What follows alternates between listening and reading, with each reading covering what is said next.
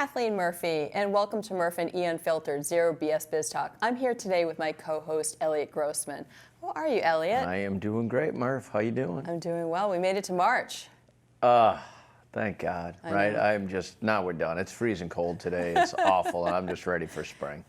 Well, I've got a good topic to hopefully warm you up and inspire you. Today's going to be a topic. I like the way you work that in. Exactly, exactly. Put some little heat in there for you. So this topic is, what if can't wasn't a word? I love the possibility of thinking about that word. And to tee this one up, let's take a look at the overview in terms of this story itself. From the time we were able to understand language, the word no is probably one of the words we have heard more in our life than other words. No is potentially a word cousin to can't. What if can't wasn't a word you had to hear? Would your life be different? So I love to think about this in terms of discussing the possibility of removing can't from my vocabulary. And when I was writing this particular story, I thought, oh my gosh, how liberating would that be? And imagine how many people's lives, including my own, it would change if that word weren't something that I had to hear or experience. And I also started thinking about, was it possibly scary to think about if that word was in fact removed? Could that present some problems that were unforeseen to me? And I really was thinking about it from the perspective that no, that wasn't going to be the case. Mm-hmm. So then it really opened up my mind to thinking about all the other possibilities that it could offer. So what if we were able to respond to the word no differently? If we were to hear it and it didn't bother us, because I think a lot of times, as I said in the opening, it's potentially a cousin to the word can't, mm-hmm. which who wants to necessarily hear that, especially if in fact you're asking somebody about something, that if you have to get permission from somebody, that is, to do something and to hear that word yes. So you live in a world and have lived professionally in a world where no is probably a word that you've heard a few times. And I'm really curious to kind of unpack this and go through today understanding better like how you've responded to that and talking about the concept of what if no wasn't a word in your vocabulary. Mm-hmm. So do you think anything is possible in this world if in fact we didn't have the word no in it, or you can't do something? Yeah, well, so absolutely. I think, and by the way, it's a great topic, right? Thanks. Everybody lives in, it has some negativity in their life, and it's how you deal with the negative thoughts of no and can't. That's right. And negative thoughts happen, and how do we change it, right? So we have so many folks that we know yes. that feel like the woe is me and the black cloud is always following them around. Well, I choose not to live in that world, right? And it's a world still of reality, not right. of being unrealistic and daydreaming all the time. Yep. But as a salesperson, you said that, I just believe that I use no and can't, and we'll talk about can't or no. It's the motivator. Yes. And if you're living my world, that. which mm-hmm. is a little different than your world. Sure. Because we hear no a lot more often than on the marketing side, and you deal with people differently now than you did when you were in the marketing world on a daily basis. That's right. At a major company. I just use it as the motivator. So were you taught how to respond to the word no in sales, or is that something that when you entered into that career that you had to figure out on your own? Was there training that was given to you? Because I would imagine there are a lot of people that aren't in sales that would think, oh my gosh, if there was some training that I could get to not hear the word no, or to not have to listen to or have the word can't in my life, where do I sign up? So can you talk a little bit about that? Yeah, absolutely. So I think a lot of companies like to tell you that they have trained you, or sure. the manager would like to tell you they've trained you, and we like to tell our salespeople that we've trained them. The reality is there's no training for the word no. You can role play all day long, but until you're standing in front of a customer, client, after doing a pitch or after knocking on doors, and they say no, and you're like, how do you deal with it? Right.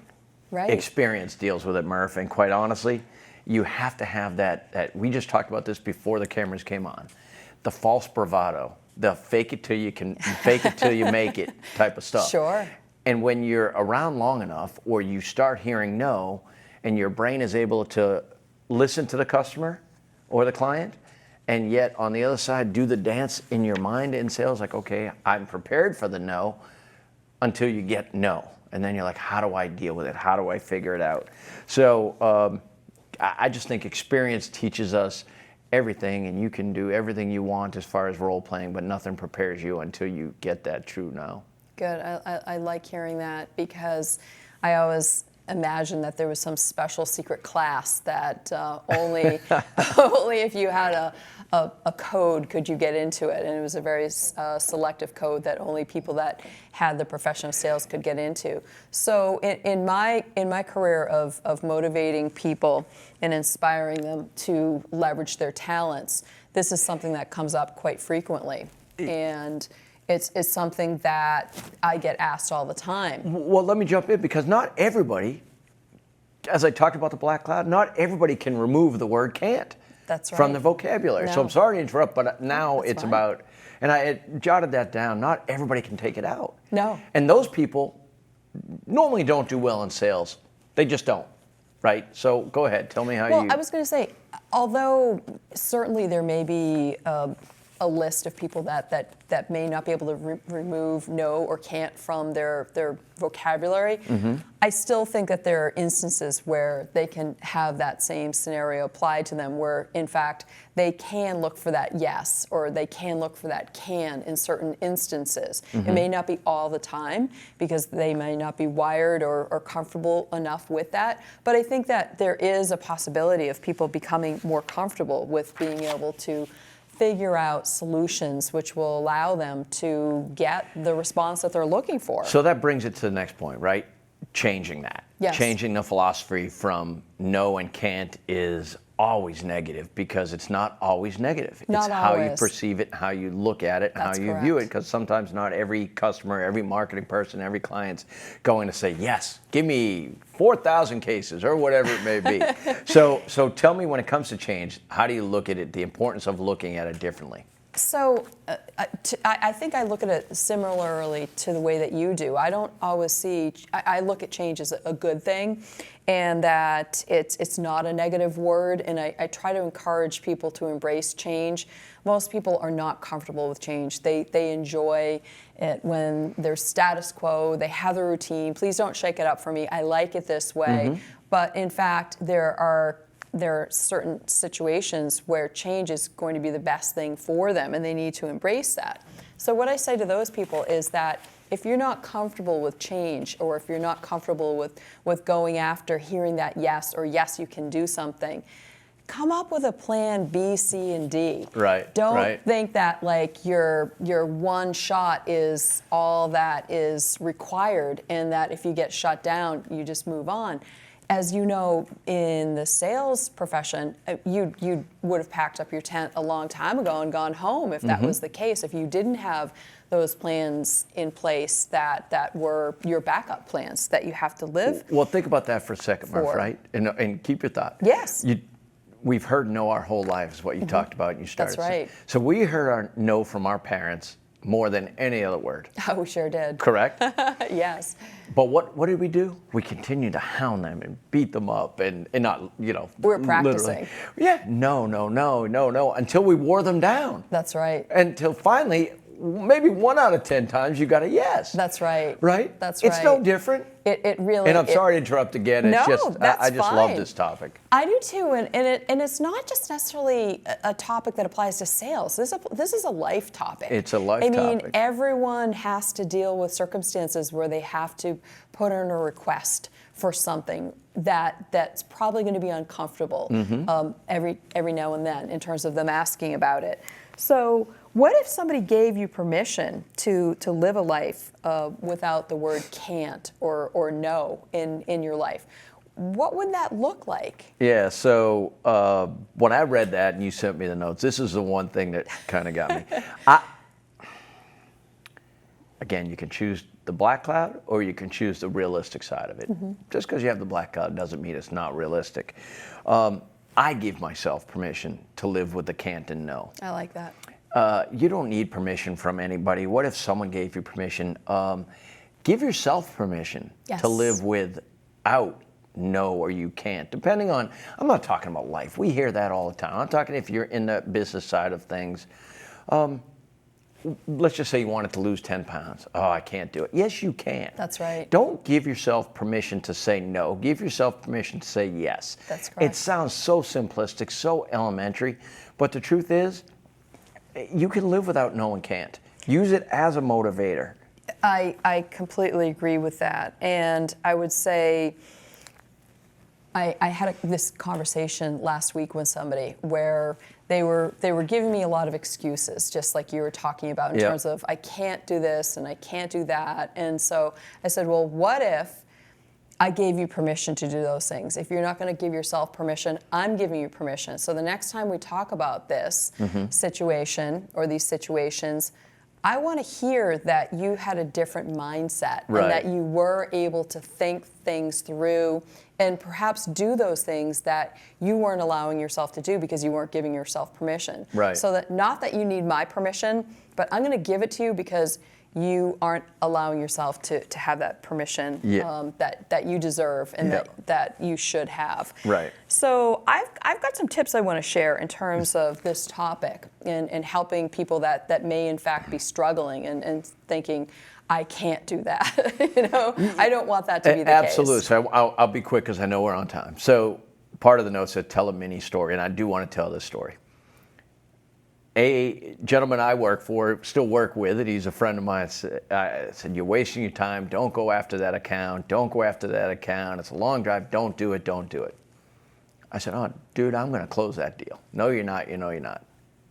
Today, I closed that deal. Oh, that's fantastic. And it's not a pattern back. I use the no as the motivator. Sure. Because it would have been easy to say, yeah, you're right. No one's been able to do it. Everybody's knocked on that door. It's not because I'm the best salesperson. It's because I gave them reasons, even when they said no over the last couple of years, to finally say yes. Good. That means the no and the can't turned into a yes. Now let's go back to your tips. So, well, thanks. congratulations. I love that. That's a great story, and it's I'm one still that's not buying lunch, but you go ahead. For them or for me? For you. All right. Well, I'll deal with that. So jump in. Talk about the suppose. tips because I think they're great. So the first one is always have a minimum, a secondary plan in place, the ABC that I talked about, and assume your plan A isn't going to be accepted. Let's always just make that assumption. Absolutely. And then because others, you in your mind might think it's the best plan ever, but the others may not see it that way. The second one is to consider whether what you're proposing is only self-serving. So what you just talked about, it was a great example of that maybe being the case originally, but I'm sure that you provided that particular account with plenty of reasons that wasn't self-serving, that it was in their best interest to finally say yes. So I really, really can wrap my mind around that and appreciate what you shared there. That makes so much sense. So figure out if you're actually solving a problem for somebody or a challenge and providing them with a better solution than the existing one, because that will, chances are, get you closer to being able to have them say yes or yes, I think we can do that. And so don't tell me about the problem. Bring me a solution. That's right, exactly. And then, do you really want to hear yes? Oddly, somebody might be expecting to hear no, or you can't do that. So often we go into requesting something with a weak sort of basis of a request. So don't set ourselves up for a self-fulfilling prophecy of the end result not being what you want, unless you want to really be no. And so that's fantastic. That's your situation. Agreed. And so, and always just be really crystal clear in terms of your ask and make it so that, of course, like I said earlier, it's not self-serving. And then another one is to practice your pitch and to request it, and to request if something, is needed from another group to help support this request so that you can get that yes or that can put into the nomenclature. And think about it from this perspective. Actors are always practicing, right? They don't just step on the stage Right. without rehearsing. They do that for a reason, and they perform in front of an audience to be convincing and to make it look good. And so essentially consider that as another sort of invitation to practice your pitch, not to just go in there and to think, all right, well, I'm just gonna, Right. I'm gonna wing it here and Exactly. see what I mean, happens. shockingly, you and I don't even get to practice and we're this good, right? That's a whole different topic, Yeah, right. But you want to come out from your rehearsal and then the actual performance with rave reviews. So let's talk about maybe some other tips that you might have that we haven't discussed in terms of how do you get to that yes or that can. You talked about obviously when you're a young person and you were asking your parents over and over and over again, you wore them down to get a yes or a yes you can. Your kids, I'm sure, did the same thing with Sure. you. But Still do, yeah. Give me another example of potentially how you were able to get to the place that you wanted to be to hear that response. So I've said this a few times now. One of your questions, do you have the fearless attitude and Yes. do you attempt Fear is not the right word, but in my mind, I think in sales, it's almost like if you're an athlete, you have butterflies before every game. So- It doesn't matter if you're Tom Brady, it doesn't matter who you are, rookie, first game in college, high school, third grade soccer, doesn't matter. Self is false expectations appearing real. That's right. It's not, and it's okay to say fear. Yes. But use it as the motivator. Yes. Right? Use the fear as the can't, and how do you turn that no and can't and fear into doing it? That's right. And so, we all have doubt, right? But are there times that you doubt you won't be able to do something? I mean, Sure. you're a positive marketing, trying to help people all the time. So talk about that a little bit. So as a coach and someone that is helping people with, if they're struggling, say if they're stuck or they don't have the motivation that they need, or they need inspiration, if you will, or they need to help their team come together, they need some support with leadership. I help people by showing them through my lens how to get to the place that they want to be. And I will sometimes suggest to them that, like you said, leverage that fear, because it's really hard to just put the fear aside and to pretend that the 800-pound elephant in the room doesn't exist. It's there. So use it in your favor. But I've got some other tips for you that can be leveraged by people. So are you conditioned not to go after what you want because you heard no or can't? We talked about that earlier. So make a list of the times you've heard no or you can't, and then categorize your responses to see how much of an impact hearing the negative statement impacted your current professional or personal situation. Use a scale of 1 to 5, and with the 5 being the highest of the negative impact. And take a look at maybe the odds of you actually hearing yes are higher than you think. So if you want to improve your odds, if you're a competitive person and an achieving type person, then you can do the work to get there, to flip those numbers. Another one is to take a glance at those 5s that you've heard, and to be honest, not all of the no's and can'ts are going to be worthy of a 5 rating, but some of them will be, so just factor that into your mind. And based on each of your categories, a request, hear or yes, did you give up after 1 attempt? A lot of people will, and having been in the career of marketing, my job was to make it so that I would try to provide sales with more opportunities to hear yes by doing my work to try to just, offer number 1, offer number 2, whatever it took to get to that place. Yes. So kind of keep that in mind. So it's the same kind of situation. Or did you try 2 or 3 more times and receive a different answer? And so I like to throw in the example of J.K. Rowling. I mean, she was the Harry Potter creator and author, and she received so many no's, it was ridiculous. And when I think about that, I become inspired, because what if she had given up at some point? We would be at a loss for not having that amazing writing that she provided us with. And then think about, do you have what it takes to actually be persistent? Do you want to be persistent? Do you have that, yes, I can keep going and make this happen kind of attitude? Because it's really, at some point, it's going to take tenacity to get you there. Yeah, you're exactly right, Murph. So on top of that, I would say, and this is what I think is a major fault in some salespeople when they hear no or can't and they keep pushing and pushing.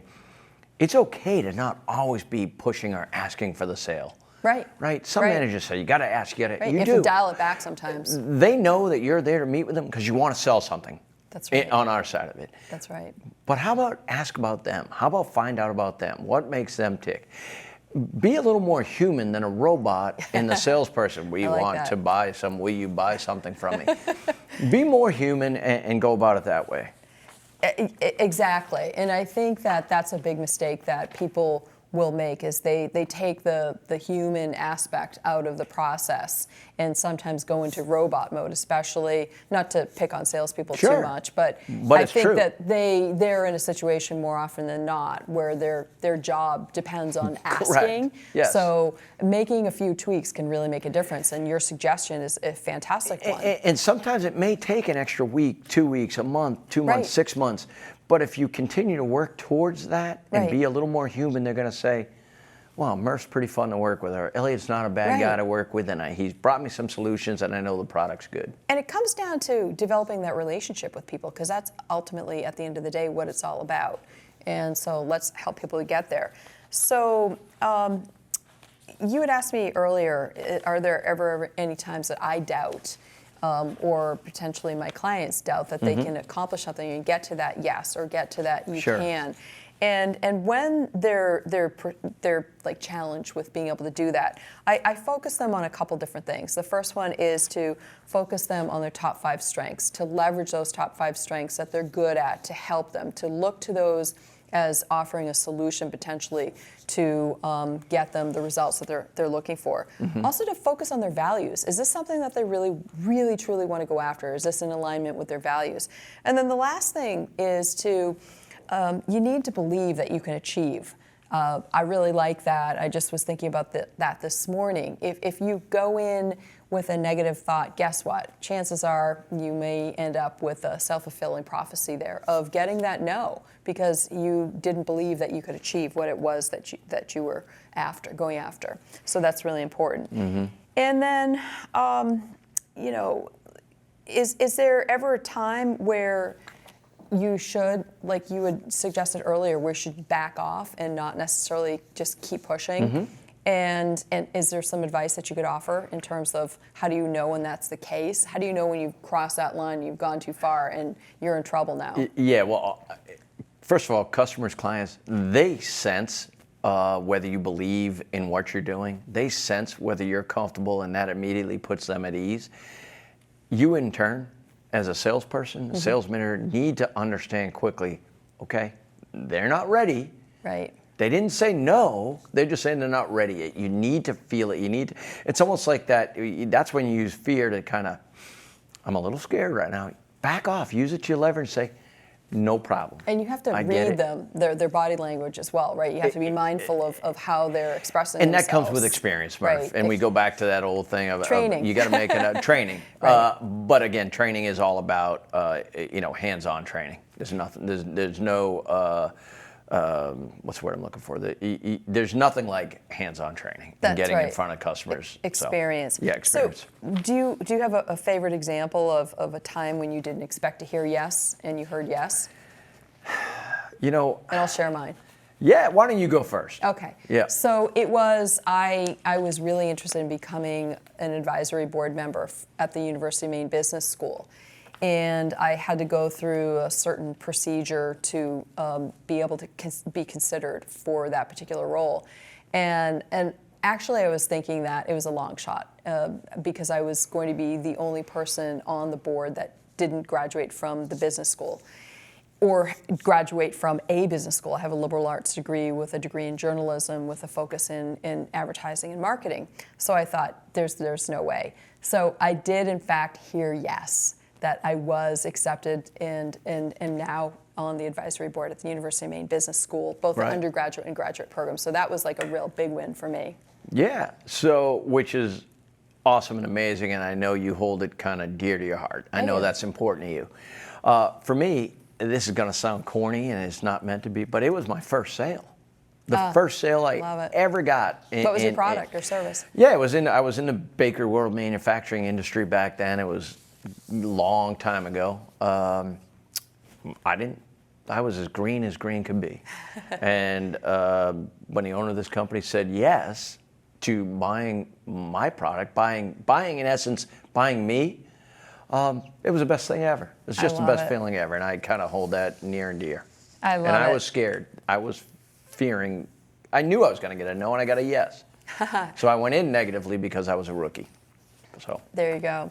Well, the last thing I want to leave people with is the fact that they can, in fact, do one last thing, and that's to daydream about getting that yes or hearing that word can. Mm-hmm. So, Eliot, we rapid fired through this particular topic. I think, like some of our other topics, we could keep rolling for a while.